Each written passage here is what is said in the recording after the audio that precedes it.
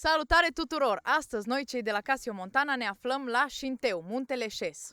După cum ați observat în postarea noastră, în cazul în care ne urmăriți, dacă nu vă rugăm să ne urmăriți pe Instagram, Casio Montana, astăzi urmează să facem un interviu alături de doi dintre membrii clubului nostru, unul dintre cei mai noi și unul dintre cei mai vechi. Aici se află Cora, salută publicul! Salut public! Și Răzvan! Salutare tuturor! Hai să vi prezint puțin. Cora are 24 de ani, este din Ghelari, din județul Hunedoara și de meserie este bucătar. Îi place alergatul, înotul și cățăratul. În timpul liber cântă foarte mult la chitară. La club cațără de doar 6 luni de zile, dar în acest interval a depășit 100 de ore de voluntariat, în care a amenajat și reamenajat trasee de via ferata, escaladă și alpinism. Răzvan are 46 de ani, este din Oradea, județul Bihor. De meserie este sociolog. Îi place orice înseamnă pedalat pe bicicletă, de la cursiere la mountain bike. În timpul liber citește și el nu cântă la chitară. Cațără de la 6 ani la club, având la activ escaladări de vară prin toată Europa, Matterhorn, Siroana, Malaga, Veliko Târnovo, Kalimnos, Grecia, Franța, Austria, Italia, Polonia, Slovacia și de vară și de iarnă în aproape toți munții din România. Exact. Acum să începem cu întrebările. Adică și alea pe care ni le-a spus voi online. Sunt incluse și alea. Corect. Prima întrebare. Muzica preferată pe care o asculți și te motivează pentru înainte. Reformulă. Muzica preferată pe care o asculți și te motivează înainte de un climb. Cora? Să începem cu Cora? Da, normal, pe el e muzica. Ești pregătit de această întrebare? Da, Muzica preferată. Rock and roll. Scurt și la subiect. Evident. Simplu și pe Simplu. doi. Da, exact. Bun, continuăm cu următoarea întrebare. No, eu nu pot să răspund. Răspunde dacă vrei. Eu aș merge mai pe indie rock, așa, dar știu că o să-i țiu eroachile lui Cora și da. Dar asta este, eu aia ascult înainte să mă cațăr. Nu vă înțelegeți cu muzica, dar măcar cu Păi nu, dar cățăratul. măcar suntem la o lungime, distanță unul de celălalt în general. Adică eu sunt capul sau secundul, el e capul sau secundul, dar nu suntem totdeauna același lucru. Adică na, asta este, el mă filează pe mine, eu pe el, e ok. E bun. Bun, putem să trecem la următoarea putem. întrebare. Evident, indie rock și cu rock and roll merge perfect. Când ai simțit prima oară sau ai încercat să ai încredere în partenerul de coardă și cum s-a întâmplat? Ce ai simțit, ce anume te-ai gândit? Asta e pe simțuri întrebarea asta. Da, nu știu dacă e un moment cheie anume, din punctul meu de vedere e un sentiment pe care îl dezvolți în timp. Având cât mai multă activitate împreună, așa vine și siguranța asta. Cel puțin în cazul meu așa a fost. Nu a fost un click anume la un moment dat, wow, gata, de acum am încredere în Răzvan. Nu, e ceva ce s-a dezvoltat și continuă să se dezvolte în timp. Dumneavoastră aveți un răspuns, domnul Răzvan? Nu știu cine e domnul Răzvan, nu știu cine e dumneavoastră, dacă ziceți dumneavoastră că există un domnul Răzvan în acest cadru, ok. Eu să mă uit mai încolo, mai venit cineva.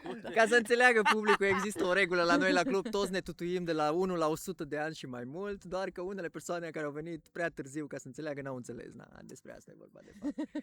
Da, e ok, cum zici tu, cu kilometrajul. Cu kilometrajul se prind și restul persoanelor cum e cu tutuitul, exact, e în regulă. Da, a existat momentul în care Cora la o faleză de cățărat din Vadul Crișului a zis, după ce și-a făcut de vreo 3 ori un opt de care nu era sigur și era în topul traseului și trebuia să dezechipeze, a zis, Răzvan, mă las? Și eu am zis, lasă-te frate, A fost ce-ți prima dată faci? când am dezechipat un traseu, nu? Da, atunci când ai dezechipat prima oară un traseu și ai zis, Răzvan, mă las? Și am zis, lasă-te frate, acum ce o să faci? Te lăsăm acolo sus, trebuie să te lași.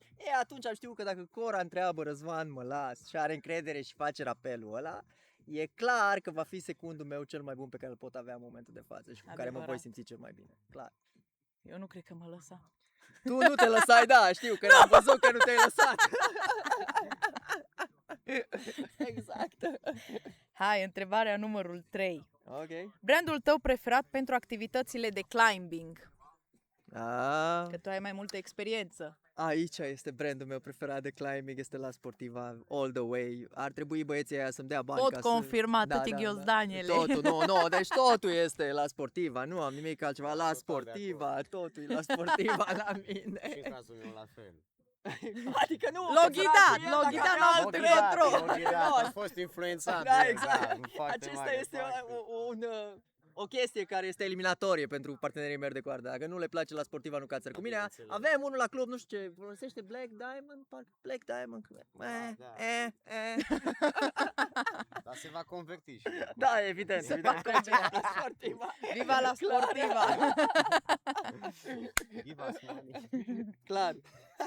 Bun, următoarea întrebare. Cum ai ajuns să te cațe? Prima experiență, primul impact cu stânca. Impact. Tu acum Primul 6 impact luni cu de știu să-ți stânca. amintești. Păi eu am mai avut impactul cu stânga, că am crescut la munte, dar primul impact cu stânga în cadrul clubului a fost, și fii atent ce tare că vă zic și data, în 29 ianuarie, Mamă!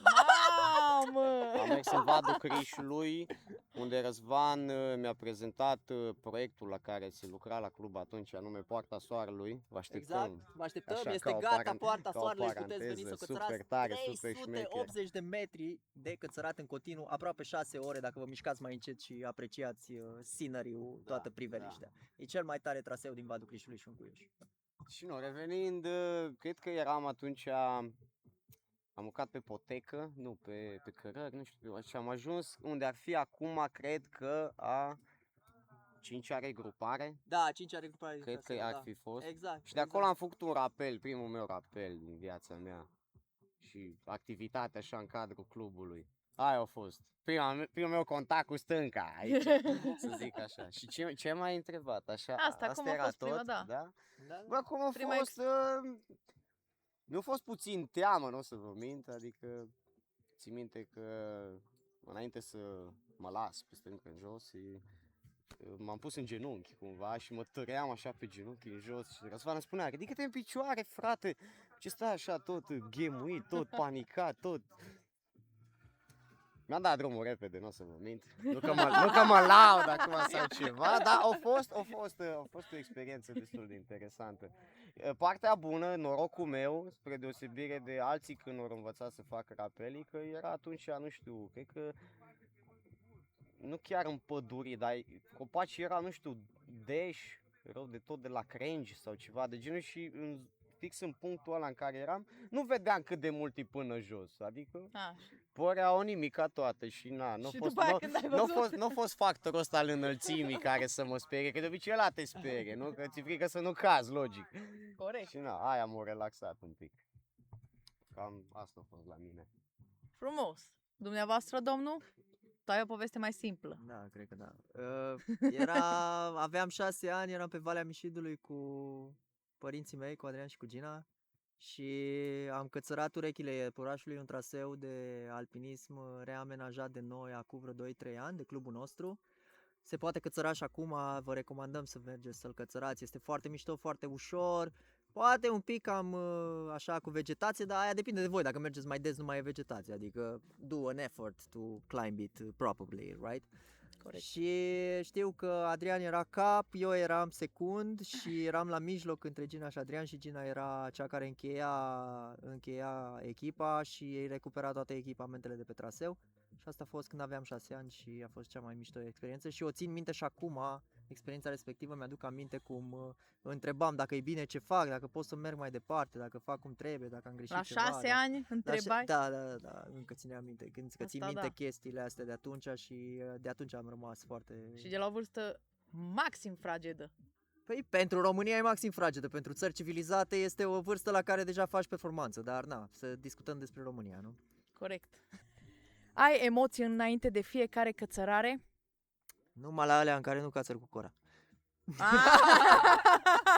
Love is in the air! Eu da, am. Probabil Am și că... tot timpul și sincer mi se pare ok să ai treaba asta și nu neapărat emoții, am și un fel de teamă, iarăși, un mic sentiment de teamă, care din punctul meu de vedere e benefic să-l ai, că te ține atent, ești pus în priză acolo, ești atent la ceea ce faci. Că dacă, nu știu, teama asta cumva dispare, care probabil să dispară din obișnuință făcând chestii cu kilometrajul. Probabil și atenția nu mai e atât de mare și atunci risc să faci greșeli și totuși e periculos că Da, adevărat. sunt lucruri de viață și moarte, nu? Deci un pic de frică nu strică. Nu, întotdeauna este. Din punctul meu de vedere trebuie să existe mereu puțină corect. frică. Corect, nu prea multă, că Da. după aia și la Nu prea rapel nu mai multă, că faci. după aia Până acum glumim, dincolo de bromansul meu cu Cora, există emoții înainte de un traseu, mai ales dacă mergi într-o zonă necunoscută, unde traseele nu le-ai mai parcurs niciodată, n-ai văzut cum se prezintă, cât de bune sunt asigurările, Exact, ce exact. ai în Da, top și așa adevărat mai asta. departe. nu știi ce Când te intri pe așteaptă. traseu, nu știi ce te așteaptă, clar ai emoții, tot timpul ai emoții pentru chestii care sunt noi și așa. La fel poate să fie emoție legată de un traseu care nu ți-a ieșit. Există trasee pe care le-am cățărat și 12 ani la rând și nu mi-au ieșit și mi-au ieșit după 12 ani și înainte de fiecare escaladare a traseului respectiv. Ai în emoție fiecare dacă o an, să da, reușești. avea emoții dacă o să-ți iasă, dacă faci aceeași greșeală, dacă cazi în același punct, dacă reușești să faci mai mult decât ai făcut până acum și așa mai departe. Deci contează chestiile astea, sunt multe variabile. Important e să ai emoții, pentru că de fapt tot cățăratul este despre emoții, nu este despre altceva. Frumos, frumos. Cum te simți în timpul unei cățărări? Dar după ce reușești să duci traseul la bun sfârșit. Că practic e o provocare. Acum depinde. Există cățărări în care te simți în flow. Când te simți în flow, e senzațional, e amazing. Ești acolo tu, stânca, partenerul tău de coardă și toată lumea ți se pare că s-a oprit, nu mai contează nimic, nu mai ai nicio amintire despre ce se întâmplă în rest acasă, la lucru, în viața privată, ești tu și cățăratul respectiv și toate chestiile ți ies perfect. Dar există și momente în care te simți ca un căcat. În ideea în care te urci, nu ți iese nimica. Săptămâna trecută la Old Boys am avut o zi de genul ăla în care nu ieșea nimica și efectiv râdeam și ne distram că bă, asta nu este ziua noastră, nu o să ne iasă nimic în ziua Important că ați râs și v-ați distrat. Păi cam asta este esența cățăratului, să te simți bine cu cei cu care ești în echipă, dar Da, corect. sunt zile și zile, da, există și zile bune și zile rele. Păi da, e normal, în orice, nu? Da. Și cum te simți după ce l-ai făcut? Există un sondaj făcut la noi la club pe oamenii care au venit și au cățărat cu noi și au stat o zi întreagă pe un traseu și l-au încercat și într-un final le-a ieșit, pentru că, nu vă supărați, dar chiar suntem buni la ceea ce facem și vă invităm și pe voi să vă rezervați o experiență la stâncă cu noi, o escaladă, o via ferată dacă vreți, deși nu e chiar așa de fain ca la cățărat. Dar rezervați-vă, fiindcă noi din fondurile pe care le plătesc turiștii pentru astfel de activități ne susținem activitatea, amenajăm trasee vechi.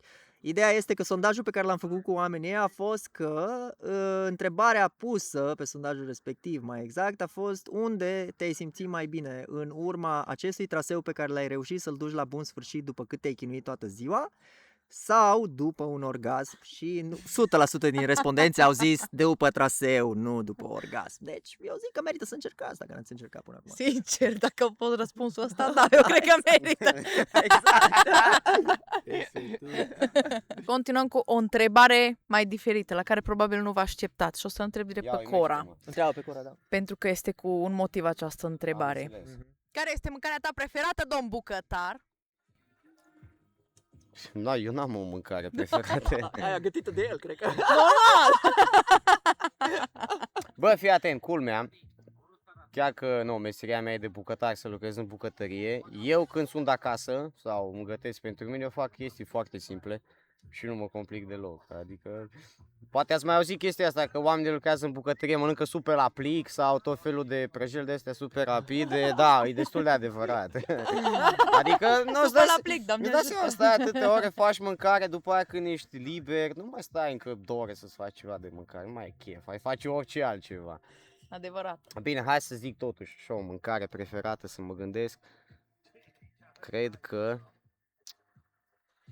îmi plac sarmalele cel mai mult. Jur. Român Cred că adevărat. sarmalele Român sunt adevărat! mâncarea mea preferată. Făcute de bunica mea. Cele mai bune. Bucătăria sa șefă. Cele mai normal, cele mai bune. Excelent. Mâncarea ta preferată, Răzvan? Aia gratis e cea mai bună, dar Clar, susțin! dacă trebuie să alegem o mâncare preferată... Făcută de Cora. Nu, n-are nicio treabă cu Cora. Pizza este mâncarea mea preferată. Pizza, da. Deci tu nu ești român, tu ești italian. Da, eu am sechele de când eram mic, nu aveam pizza din aia tăiată, felii, unghiuri și din astea. Era pizza făcută în cuptor de părinți și...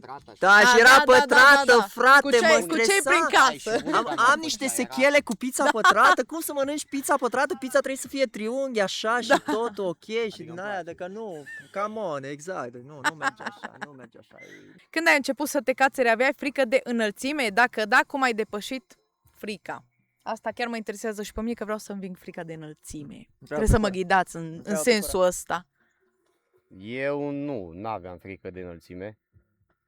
Adică frica de înălțime înseamnă să fii într-un punct înalt și să te uiți în jos, să-ți fie rău. Aia înseamnă să fie frică de înălțime. Nu neapărat să-ți fie rău, dar Sau nu, să te... să nu poți nici să te uiți în jos, că ți-e frică. N-am avut asta niciodată. Deci n-ai Îmi e frică să nu cad. Clar, să nu mori. Dar un pic. Frica de Cum am moarte. zis și mai înainte, e un pic acolo, trebuie să fie frică. Numai cât Dar trebuie. n-am avut problema asta niciodată. Tu, Răzvan? Dacă ai început de mic, bănuiesc că nu. N-am avut frică de înălțime, dar ceea ce este foarte ciudat, am avut o situație undeva pe la 30 și ceva de ani, când am avut o pauză de 2-3 ani de la cățărat, din motive ce țineau de perioada din viață de atunci. Și după ce m-am reapucat, mi-am dat seama că primii 2 ani, cum începeam sezonul, cum mi-era frică. Și ce pot recomanda pe chestia asta este efectiv să mergi prima oară la cățăraș și să dai un jump în coardă. Adică e cea mai simplă chestie pe care o poți face ca să-ți treacă orice frică de înălțime, frică de căzut, frică de orice.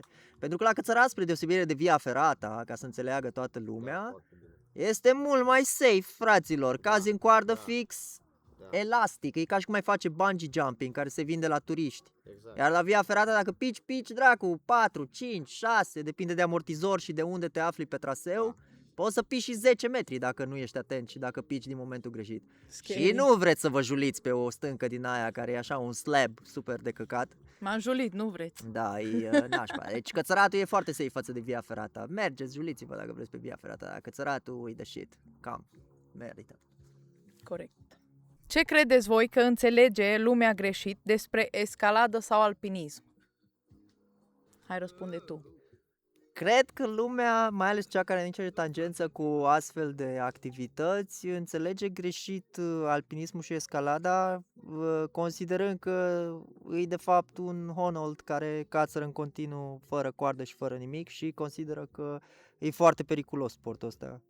Nu e periculos. Este mai safe să cațeri escaladă sau alpinism dacă ești foarte atent și respecti toate regulile și nodurile și nu faci prostii. bicicleta pe stradă. gen. Aia, clar, că Poate Cora să știe confirme. că el face 8 pe roată, Te că îl mai calcă lovește mașina. Dar e mai safe și decât să treci trecerea de pietoni în Oradea. Da. E mult mai safe decât să treci. La Adică stâncă de 6 luni ieși odată în oraș și te calcă mașina când ești pe bicicletă sau pe trecerea de pietoni, da. Iar ce este iarăși sigur este că siguranța asta vine din respecta niște reguli și din un instructaj care se face foarte riguros, lucru care, spre deosebire de instructajul pe care îl fac cei care și-au carnetul de conducere sau îl respectă după ce și-au carnetul de conducere, e complet altă mâncare de pește ce facă ei acolo, e haos, e junglă, nu.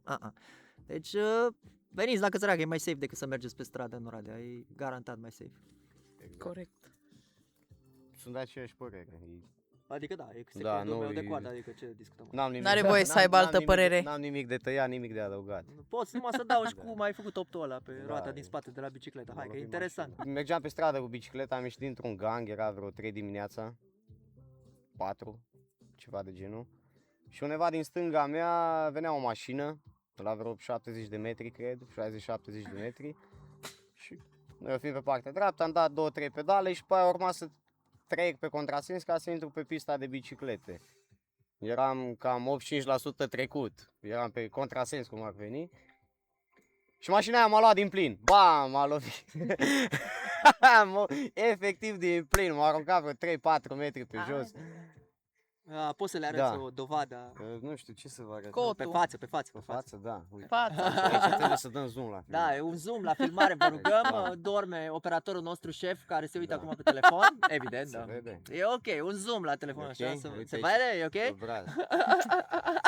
Revenind la asta, vă dați seama, strada goală fiind doar eu și șoferița, domnișoara șofer, tot m-a lovit, adică zici că a vrut să mă lovească, acum nu știu, e mult mai safe să veniți să cățărați.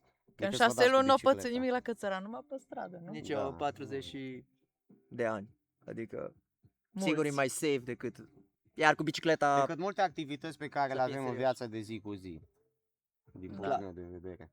așa e. Da. Ce înseamnă pentru voi să aveți încredere în coechipier? Ce înseamnă pentru mine să am încredere în Răzvan, nu pun viața în mâinile lui. Chiar ai încredere în cazul Da, ăsta? da, Maximă. da. Without a doubt.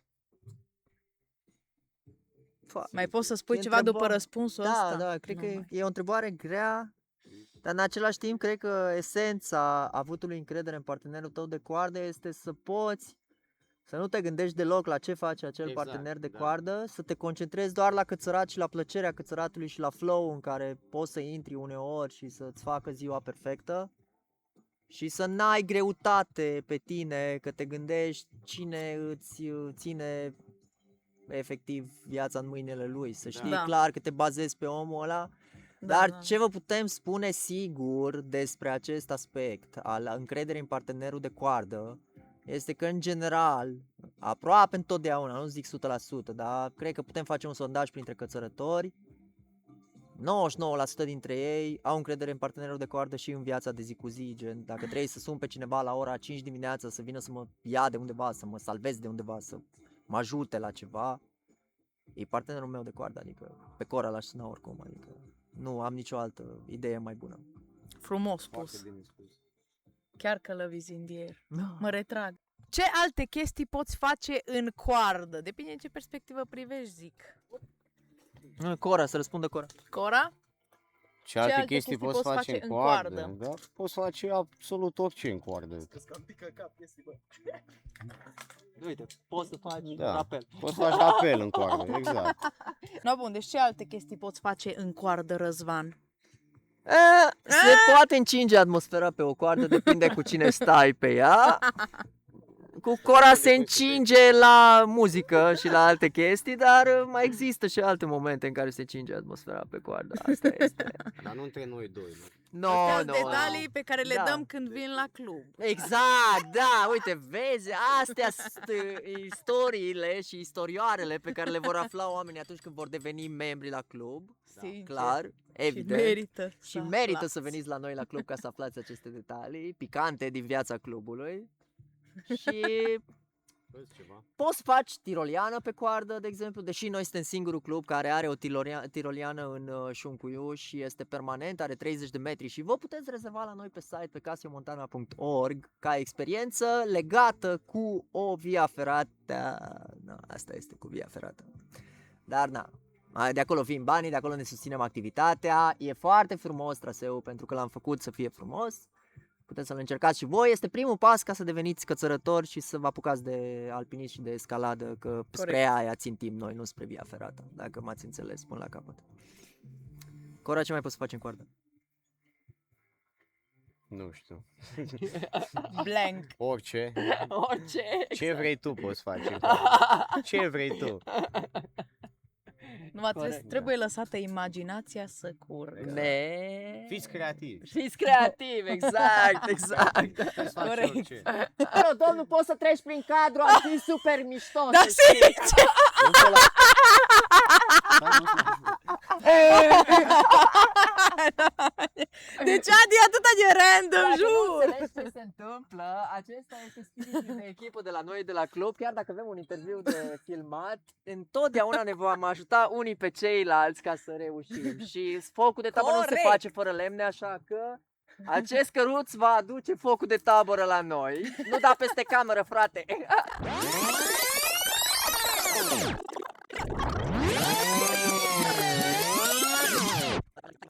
Pe globul pământesc, asta e întrebare internațională. Ia uzi. Prima. Care e sigur. locul în care ați vrea să mergeți să vă cățărați? Și primul loc, locul preferat în care vrea să mergi. Yosemite Valley. Se vede pe outfit, nu? Corect! California, Statele Unite. Și dacă se poate în anii 70 pentru Cora. Doamne, să ne întoarcem în 70. Da, e ok și acum. O mașină a timpului, vă rugăm! Dacă știți ceva, ne puteți ajuta. Nu plătim nimica, dar ce să zicem, va merita show. Da, vă garantez. Exact. Cu chitara pe spate. Normal. Cu tot ce trebuie în arsenal, da, exact. Există niște artificii pe acolo. Tu, Răzvan? Care e locul în care vrea să Eu, mergi? locul în care am mers și mi-a plăcut cel mai mult de pe globul ăsta și vreau să merg încă o dată și să nu mă mai întorc niciodată, este Kalimnos în Grecia. Este o insulă superbă de cățărat, vă recomand tuturor, este Meca, paradisul, Edenul cățărătorilor, e superb. No, e senzație, nu vă puteți imagina, e extraordinar. Mergeți acolo și o să vedeți. După aia sigur vă apucați de cățărat. Trebuie să ne atașezi niște poze să vedem. Da, Să vadă vom, tot. vom face un articol despre asta și îl vom prezenta ca Da, chiar ar să fi direcționăm oamenii în acea zonă de pe globul ăsta pământesc. Da. Sincer.